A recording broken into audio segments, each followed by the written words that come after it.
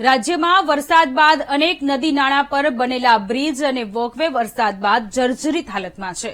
આવી જ સ્થિતિ છોટાઉદેપુરના કદવાલ ગામે જોવા મળી, જ્યાં ગામમાં પ્રવેશવાના મુખ્ય રસ્તા પર આવેલું નાળું જ જર્જરિત બન્યું છે।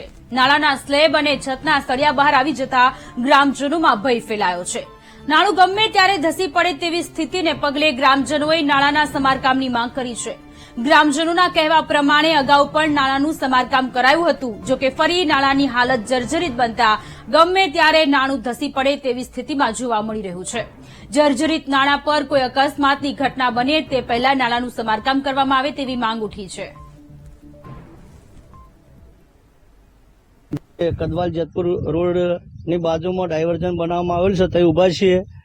કદવાલ વિસ્તારમાં ભારે વરસાદના કારણે બનાવેલ ડાયવર્ઝન કાચો હોવાથી ધોવાણ થઈ ગયેલ છે અને એને તાત્કાલિક ફરી ચાલુ કરવા માટે અમે માર્ગ મકાન વિભાગ, જિલ્લા પંચાયત અને ભાવી જેતપુર માર્ગ વિભાગને પણ અમે જાણ કરેલી છે, પરંતુ એ વેરાસર ચાલુ થાય એવી વિનંતી પણ કરીએ છીએ।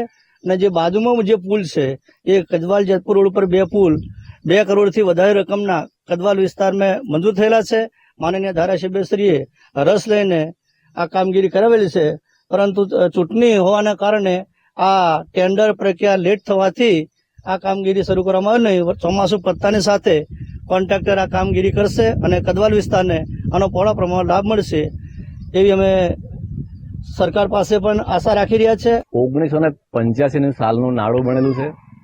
એ નાળાની હાલત બહુ ગંભીર હતી અને ગંભીર હાલતને જોઈને જે ગ્રામ પંચાયત વતી અમે નાળાની માંગણી કરી અને માંગણીને આધારે 2 વર્ષથી આ ડાયવર્ઝન બનાવેલ અને હવે પછી આ નાળું મંજૂર થયેલું છે અને એ નાળું વહેલીમાં વહેલી તકે બને તો અવર જવર જે લાભાર્થીઓ છે એમને મુશ્કેલીનો સામનો નહીં કરવો પડે, એથી અમે આજે આ ડાયવર્ઝન ના બનેલ છે એમાંથી અવર જવર નહીં થાય એવી અપેક્ષા રાખીએ છીએ।